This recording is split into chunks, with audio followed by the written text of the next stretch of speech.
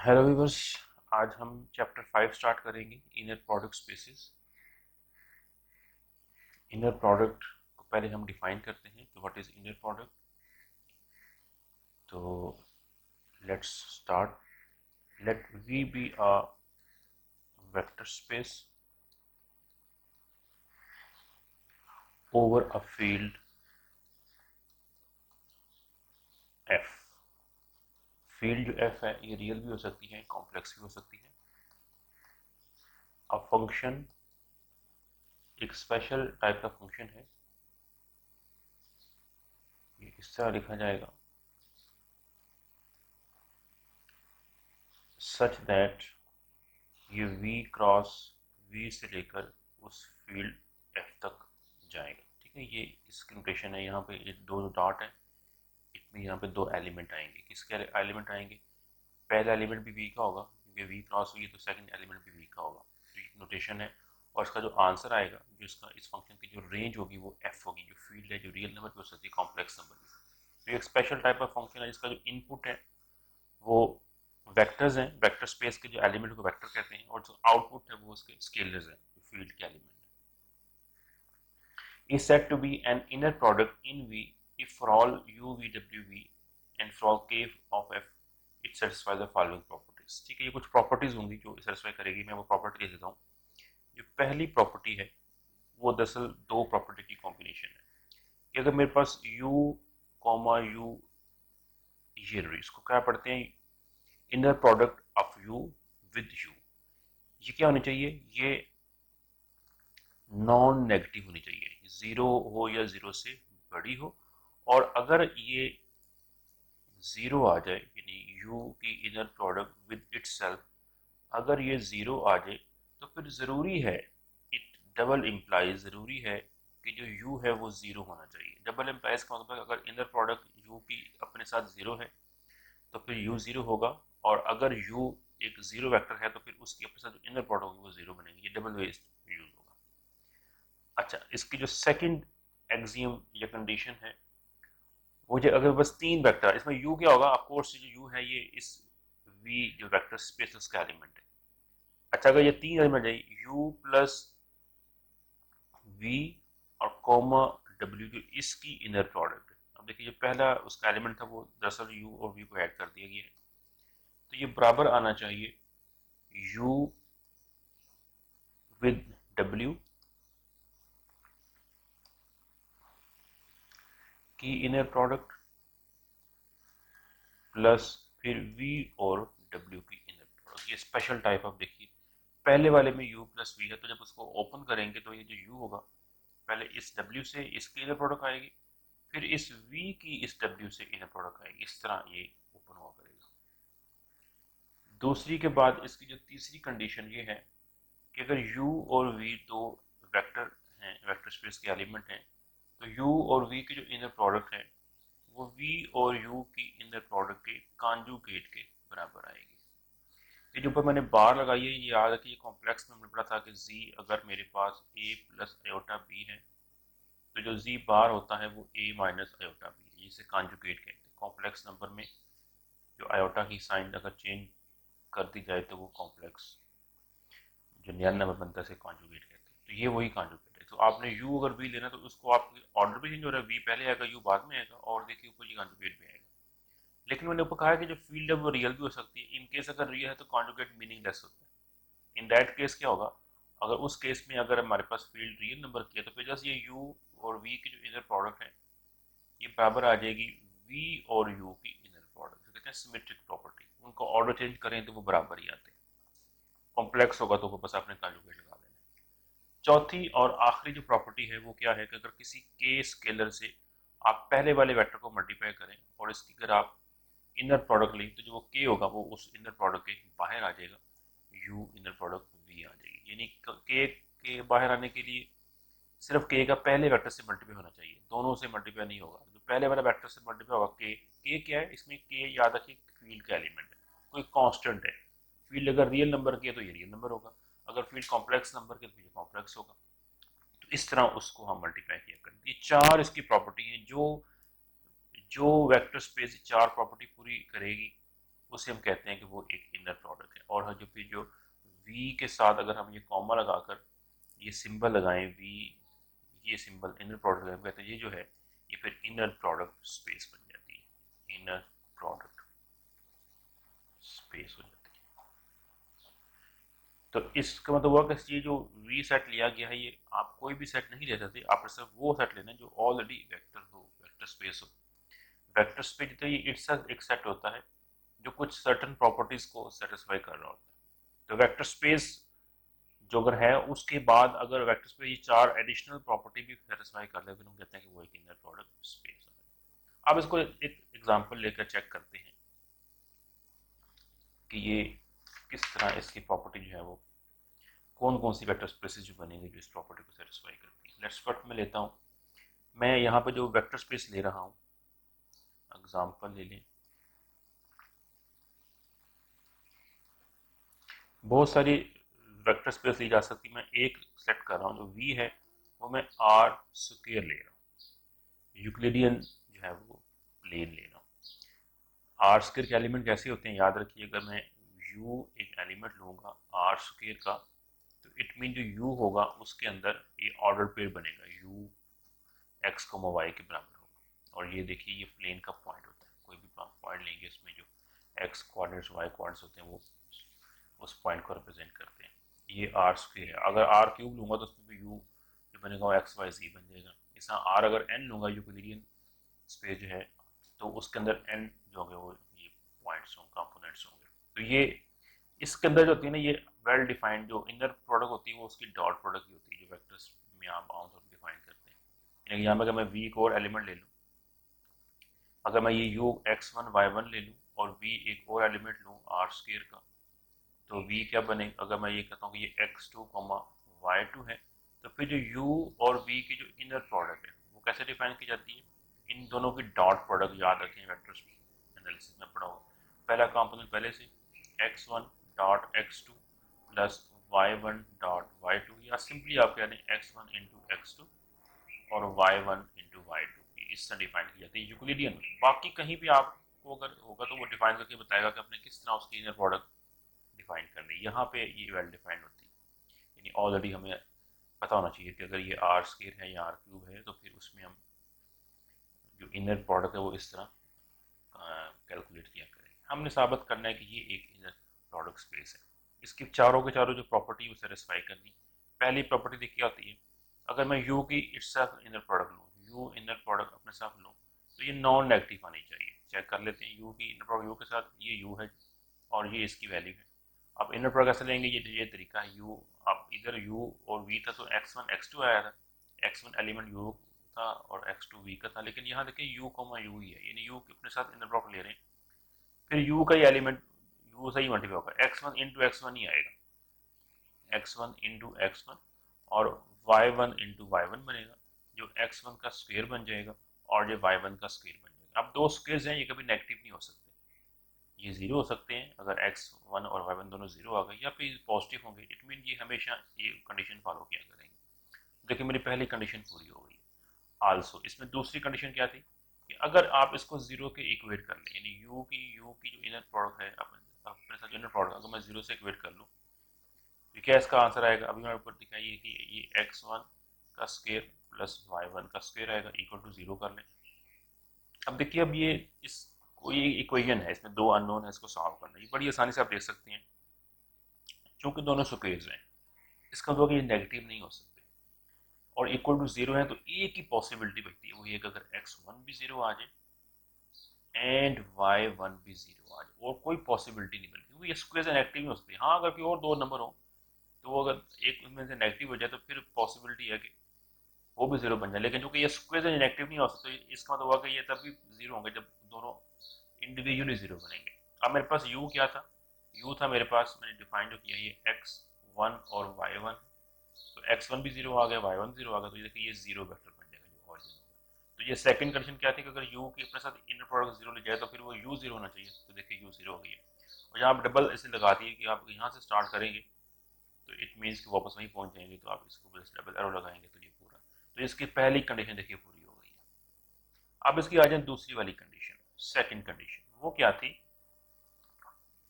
Second condition ये थी कि आपने u प्लस वी करना है, यानी u प्लस वी प्लस, उसमें 3 लगे। तो आप u भी लें, एक v भी लें, एक w भी लें, ये तीनों आर स्क्वायर के एलिमेंट हैं।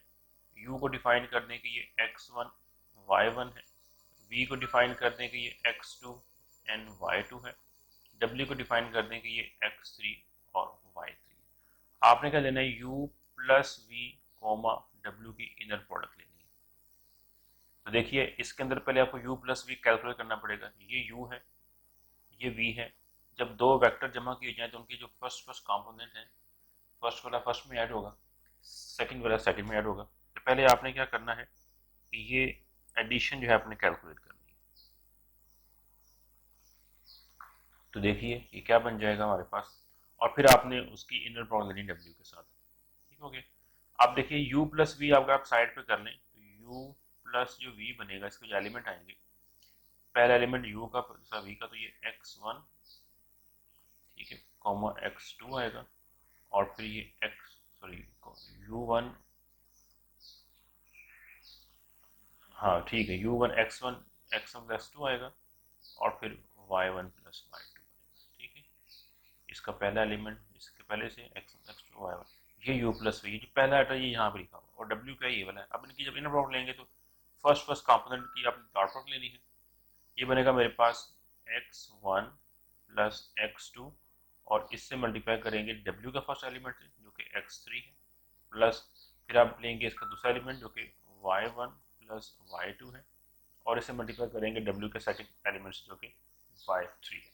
अब ये नंबर्स हैं, जस्ट जिस तरह रियल नंबर होते हैं, ये कॉम्प्लेक्स नंबर को मल्टीप्लाई कीजिए। ये क्या बनेगा मेरे पास, ये आप देख सकते हैं कि ये x1 इंटू x3 बनेगा, फिर ये x2 इंटू x3 बनेगा, यहाँ पे y1 इंटू y3 बनेगा, और ये y2 इंटू y3 बनेगा। थोड़ा इसको आप अरेंज कर लीजिए। आप x1 इंटू x3 कर लीजिए, और साथ y1 प्लस y3 कर लीजिए। ये आप अलग इसका एक पेयर बना लें। फिर x2 x3 और y2 y3 कर लीजिए।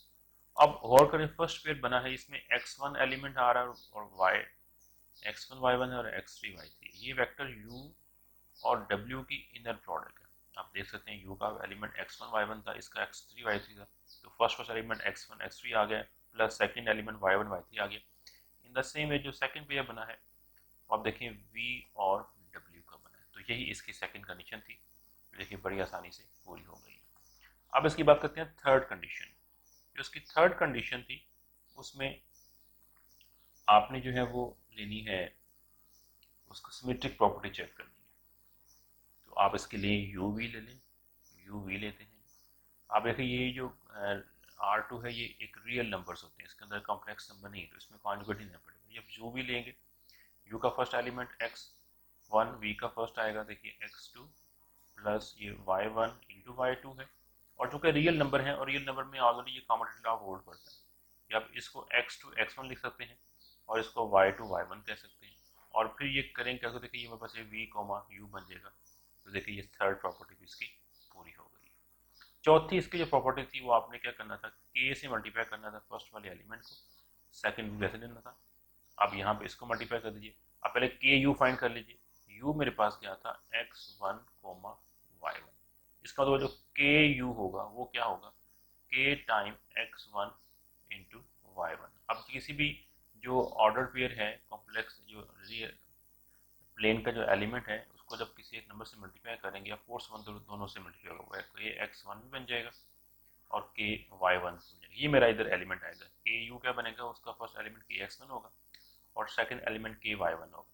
अब आप इसको v के एलिमेंट से मल्टीप्लाई करेंगे, इसके एलिमेंट क्या है, कंपोनेंट क्या है जी, x2 y2। क्या बनेगा, इसका पहला, यानी के x1 मल्टीप्लाई उसका पहला x2 बन जाएगा, और ये के x2 इंटू y2 बन जाएगा, सॉरी के y1। जो सेकंड एलिमेंट है वो देखिए के y1 और v का सेकंड y2।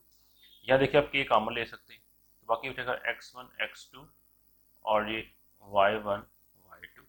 के बाहर आ गया, और जो अंदर बाकी बचा है वो क्या है, वो जस्ट u और v की इनर प्रोडक्ट। तो देखिए ये चौथी प्रॉपर्टी पूरी हो गई है।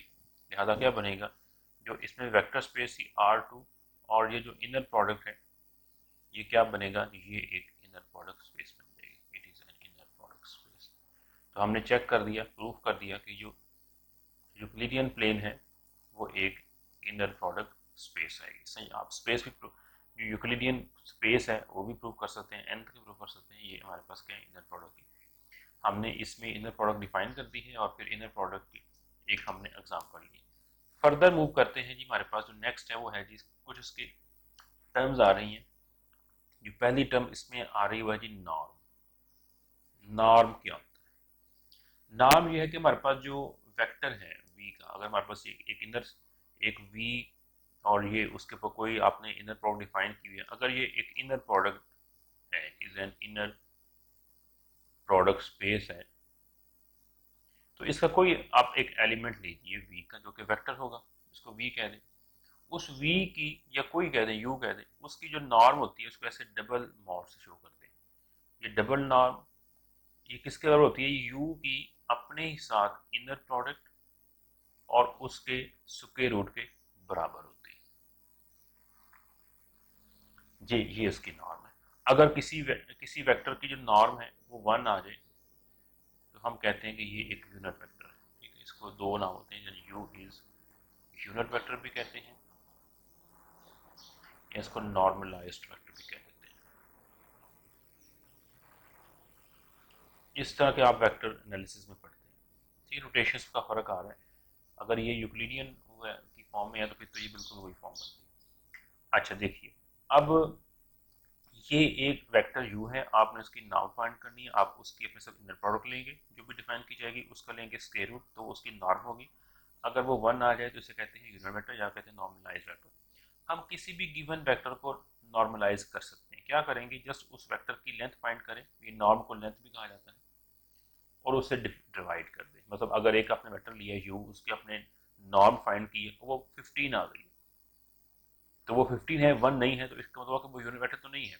लेकिन अगर आप उसको 15 से ही डिवाइड कर दें तो क्या बन जाएगा, 1 बन जाएगा। तो वो देखिए यूनिट वेक्टर बन। इट मीन किसी भी वेक्टर को आप यूनिट वेक्टर या नॉर्मलाइज वेक्टर बना सकते हैं। आपका काम क्या करना है कि आपने जस्ट उसको उसकी लेंथ से, उसकी नॉर्म से डिवाइड करना होता है। ठीक हो गया।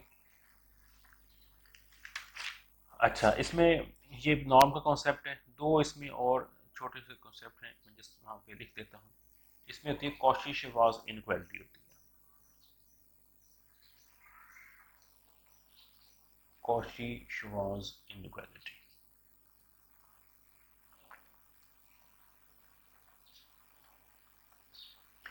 ये क्या होती है जी, अगर मेरे पास वही है ऊपर वाली बात कि v जब उस पर कोई इनर प्रोडक्ट डिफाइन की जाए और v को माइनर प्रोडक्ट, अगर एक इनर प्रोडक्ट स्पेस हो, वो सारी प्रॉपर्टी जो चार में डिफाइन की हैं अगर वो पूरी कर रही है, तो फिर अगर इसको यूँ लिखें, u v जो दो वेक्टर हैं, इसकी जो इनर प्रोडक्ट है, इसका जो मॉड होगा, अगर ये बराबर आ जाए, ये लेस देन और इक्वल टू होगा u इसकी नॉर्म के और फिर v की नॉर्म।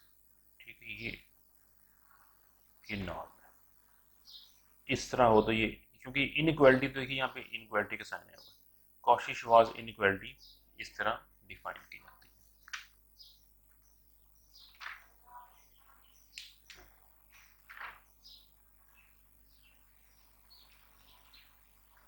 है। यहाँ आप देखिए, यहाँ पे आप सोच रहे होंगे कि यहाँ पे जो है एक तरफ आपने डबल लगाई है, एक तरफ सिंगल लगाई है, इसका क्या फर्क पड़ता है। देखिए यहाँ पे जो u है और v क्या है, वेक्टर है। वेक्टर के ऊपर जब भी अपन लगानी है, अपन डबल लगानी है, इसको नॉर्म को रिप्रेजेंट करते हैं। लेफ्ट हैंड साइड पे u और v की इनर प्रोडक्ट है। हमने शुरू में डिफाइन किया कि इनर प्रोडक्ट होती है, ये फंक्शन था, याद रखिए हमने ऐसे डिफाइन किया था कि ये एक फंक्शन है v cross f to r, sorry r नहीं, वहाँ पे f लिखा था, फील्ड का एलिमेंट। तो आप जब भी दो वेक्टर्स की इनर प्रोडक्ट लेती हैं, इसकी जो आउटपुट होता है, जो रेंज होती है, वो फील्ड में जा जाती है। फील्ड क्या है, रियल नंबर जो कॉम्प्लेक्स, उसके एलिमेंट को स्केलर कहते हैं। तो यूवी की जो इनर प्रोडक्ट है वो एक वेक्टर क्वांटिटी नहीं है, वो एक स्केलर क्वांटिटी है। और अगर स्केलर क्वांटिटी फिर मॉड लगाते हैं, जो रियल नंबर का मॉड लगाए, अगर -5 का मॉड लें तो वो +5 बन जाता है। जो एब्सोल्यूट वैल्यू है, ये उसको रिप्रेजेंट करता है। तो ये वेक्टर्स नहीं है। राइट हैंड साइड पे वेक्टर्स हैं, तो उनके ऊपर अपने नॉर्म जो मैंने डिफाइन किए वो अप्लाई करना है। ठीक ठीक हो गया। कॉची-श्वार्ज़ इनइक्वालिटी के बाद इसमें है जी एक और थोड़ा सा कॉन्सेप्ट है, वो है कि ट्रायंगल इनइक्वालिटी। अगर मेरे पास u और v दो वेक्टर हैं, इनकी जो अगर प्लस की मैं नॉर्म लूँगा तो ये always less than equal to u की नॉर्म प्लस v की नॉर्म के बराबर आएगा। इसे ट्रायंगुलर इनइक्वालिटी कहते हैं। ये छोटे से कॉन्सेप्ट होते हैं, ये बड़े आसानी से आप चेक कर सकते हैं। अच्छा, इसके बाद देखिए मेरे पास जो नेक्स्ट कॉन्सेप्ट आ गया है वो है जी orthogonal and orthonormal set. Orthogonal पहले देखते हैं, ऑर्थोगोनल वेक्टर क्या होते हैं। ऑर्थोगोनल वेक्टर मैं जब इसका इसको डिफाइन प्रॉपर वे से नहीं कर रहा बुक पे दी हुई डेफिनेशन, जिसमें इसको एक्सप्लेन कॉन्सेप्ट कर रहा हूँ। ये सब कॉन्सेप्ट जो है वो इनर प्रोडक्ट स्पेस के ऊपर है। इसमें जब भी मैं कोई वी एलिमेंट लूंगा वो एक वेक्टर, वो एक इनर प्रोडक्ट स्पेस का एलिमेंट होगा। तो आपको डिफाइन करना पड़ेगा कि जो वी है वो एक इनर प्रोडक्ट स्पेस है और उसके ऊपर एक इनर प्रोडक्ट डिफाइन की गई है। अगर आप कोई दो उसके एलिमेंट लें यू और वी और उसकी इनर प्रोडक्ट लें और अगर ये जीरो आ जाए तो हम कहते हैं कि जो यू एंड वी है देन यू एंड वी है और ऑर्थोगोनल, इनको ऑर्थोगोनल कहा जाता है। जिस तरह डॉट प्रोडक्ट के दो वेक्टर के डॉट प्रोडक्ट जीरो आते हैं परपेंडिकुलर या ऑर्थोगोनल कहते हैं, सेम वही कॉन्सेप्ट है, लेकिन यहाँ पे ये इनर प्रोडक्ट का वर्ड इस्तेमाल होता है। याद रखिए इनर प्रोडक्ट का मतलब डॉट प्रोडक्ट नहीं है। हाँ, अगर वो आपकी जो वेक्टर स्पेस है वो यूक्लिडियन है, R2 है, R³ है, तो फिर तो वो डॉट प्रोडक्ट की तरह ही उसको डिफाइन किया जाता है। लेकिन ये जो इनर प्रोडक्ट है ये दरअसल एक जनरल कॉन्सेप्ट है। इसके अंदर सिर्फ वेक्टर नहीं आ सकते, इसके अंदर मैट्रिसेस भी आ सकते हैं, इसके अंदर पॉलिनोमियल भी आ सकती हैं, इसके अंदर फंक्शंस भी आ सकते हैं। तो उनकी जो इनर प्रोडक्ट होगी वो हर दफ़ा डिफाइन करके आपको बताई जाएगी।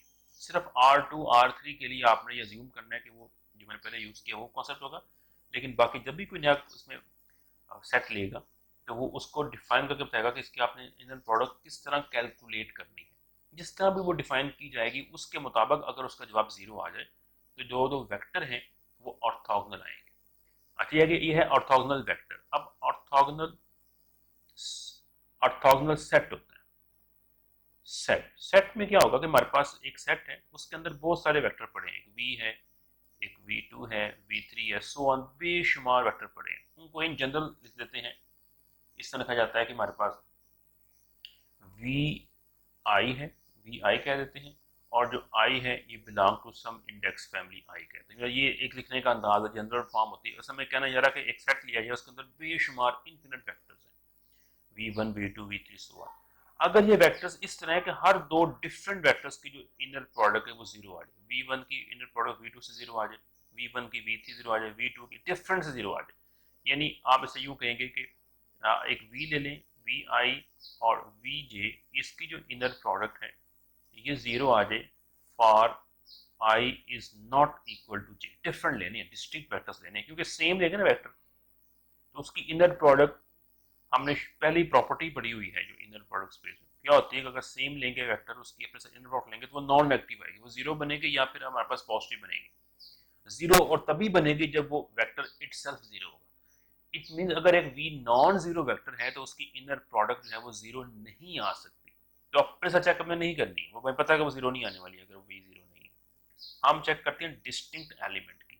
अगर डॉट उनकी जो इनर प्रोडक्ट है वो जीरो बन जाए और ऐसा तमाम सेट के एलिमेंट, इस सेट के तमाम एलिमेंट पे ऐसा हो तो फिर कहते हैं ये जो सेट है पूरा ये ऑर्थोगोनल सेट है। ठीक है, ऑर्थोगोनल वेक्टर में दो वेक्टर होंगे, सेट के अंदर ज्यादा वेक्टर इस्तेमाल होता है। सेम इसके अंदर का, अब ये एक कंडीशन है जी, एक कंडीशन कि उसकी इनर प्रोडक्ट जीरो होनी चाहिए। अब मैं अगर साथ एक और एक्स्ट्रा प्रॉपर्टी लगा दूं कि भी इनर प्रोडक्ट भी जीरो हो और साथ वो जो वेक्टर्स हैं जो इस्तेमाल किए गए हैं, एक u है और एक v है, अगर ये वेक्टर की लेंथ यानी नॉर्म है वो वन आ जाए, u की भी वन आ जाए, v की भी वन आ जाए, यानी इसमें दो कंडीशन लगा दी, उन दोनों की इधर प्रोडक्ट भी जीरो आ जाए और अलग अलग उन दोनों वेक्टर की जो नॉर्म है वो वन आ जाए, फिर इन्हें कहते हैं ऑर्थोनॉर्मल। फिर इन्हें ऑर्थोनॉर्मल वेक्टर कहा जाता है, ऑर्थोनॉर्मल वेक्टर्स। ऑर्थोगोनल की एक कंडीशन है कि इनर प्रोडक्ट जीरो आ जाए, हमें उसकी नॉर्म से वेक्टर की लेंथ से कुछ लेना देना नहीं है।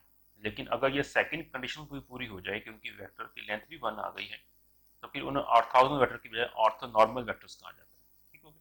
तो ऑर्थोगोनल में एक कंडीशन है, ऑर्थोनॉर्मल में दो कंडीशन है। इसी तरह जैसा ऑर्थोगोनल वेक्टर के बाद ऑर्थोगोनल सेट था, इधर भी ऑर्थोनॉर्मल सेट भी है, और सेम वही कॉन्सेप्ट है ऑर्थोनॉर्मल सेट का कि हमारे पास एक सेट है, उसका बेशक आप कोई नाम रख सकते हैं, और उस सेट के अंदर जितने भी एलिमेंट्स हैं,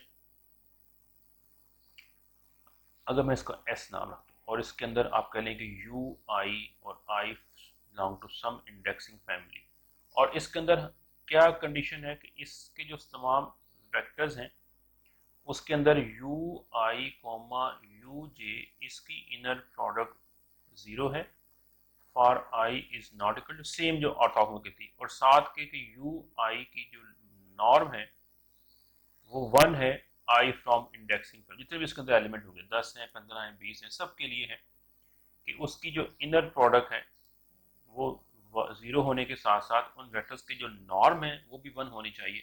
अगर ऐसा है तो फिर उसे कहते हैं कि ये ऑर्थोनॉर्मल सेट है। तो ये दो कॉन्सेप्ट आ गए, ऑर्थोगोनल वेक्टर्स, ऑर्थोनॉर्मल। ऑर्थोगोनल में सिर्फ इनर प्रोडक्ट जीरो होगी और ऑर्थोनॉर्मल के साथ उनकी नॉर्म भी 1 आएगी। ये दो कॉन्सेप्ट आपने याद किया। अच्छा जी, इनके ऊपर हमने एक और छोटा सा कॉन्सेप्ट पढ़ा था, वो था ऑर्थोगोनल मैट्रिक्स। मैंने वो डिफाइन किया था कि ऐसा मैट्रिक्स ऑर्थोगोनल मैट्रिक्स जिसका आप ट्रांसपोज लें और उसके वो इन्वर्स के बराबर आ जाए। ठीक है, एक ऐसा मैट्रिक्स है, स्क्वायर मैट्रिक्स होगा, पोस्ट में इन्वर्स लेके, अगर उसका ट्रांसपोज और इन्वर्स बराबर है तो हम कहते हैं कि ये ऑर्थोगोनल मैट्रिक्स है। अगर यहाँ पे मैं देखिए ए से दोनों तो मल्टीप्लाई कर दूं, A into A transpose A into A inverse, तो देखिए ए इंटू ए इनवर्स आई बन जाता है। तो देखिए यहाँ से ये सिंपल फॉर्म बन जाएगी कि ए इंटू ए ट्रांसपोज अगर आई बन जाए, ये चेक करने का तरीका होगा, आप मैट्रिक्स को चेक करना कि वो ऑर्थोगोनल मैट्रिक्स है या नहीं है। आप उसका ट्रांसपोज लीजिए, उसकी रोज कॉलम इंटरचेंज कीजिए और ए को उसके ट्रांसपोज से मल्टीप्लाई कीजिए। अगर जब आप आइडेंटिटी मैट्रिक्स आ जाए तो वी से दैट कि जो मैट्रिक्स है वो ऑर्थोगोनल है, और अगर ऑर्थोगोनल है तो उसका जो ट्रांसपोज होता है वो उसके इनवर्स के बराबर होता है। फिर आपको उसका इनवर्स फाइंड करना नहीं पड़ता, इनवर्स फाइंड करना मुश्किल काम है, ट्रांसपोज फाइंड करना आसान काम है। उसका जो इनवर्स बनेगा उस मैट्रिक्स वो जस्ट उसका ट्रांसपोज ही होगा। आप उसका ट्रांसपोज लेंगे and you can say that it since it is orthogonal, तो ये जो ट्रांसपोज है दस उसका इनवर्स मैट्रिक्स आएगा। ठीक है, ये इसका एक सिंपल वे है डिफाइन करने का, लेकिन दरअसल इनमें जो है ये इसकी एक डेफिनेशन नहीं है। ये भी होता है, कहते हैं कि जो ऑर्थोगोनल है उसकी जो रोज होती हैं, अगर एक मैट्रिक्स ऑर्थोगोनल मैट्रिक्स है उसकी जो रोज होती हैं वो आपस में, मतलब अगर वो 2 by 2 का है, कह लें कि इसमें 1 है 2 है 4 है 1 है, तो इसमें 2 रोज आएंगी। ये इसको आप u कह लें, इसको आप v कह लें, तो ये जो u v का वेक्टर सेट बनेगा ये ऑर्थोनॉर्मल सेट बनता है जो मैंने डिफाइन किया। यानी आप u और v की इनर प्रोडक्ट 0 हुआ करेगी और इन तमाम की जो लेंथ है वो 1 हुआ करेगी। अगर ये ऑर्थोगोनल मैट्रिक्स है तो ये सेकंड प्रॉपर्टी हमेशा पूरी होगी, उनकी रोज आपस में ऑर्थोनॉर्मल सेट बनाएंगी। अगर वो 2 रो हैं, अगर वो 3 by 3 का 3 रो हैं, ये आप इसको भी आगे फर्दर यूज करेंगे। ये सारी थ्योरी हमने कंप्लीट कर ली है। अब हम क्या करेंगे, इस थ्योरी के ऊपर हम स्टार्ट करेंगे एक्सरसाइज 5.1 के लॉन्ग क्वेश्चंस। वो आपको मैं इसके नेक्स्ट लेक्चर में रिकॉर्ड करूँगा।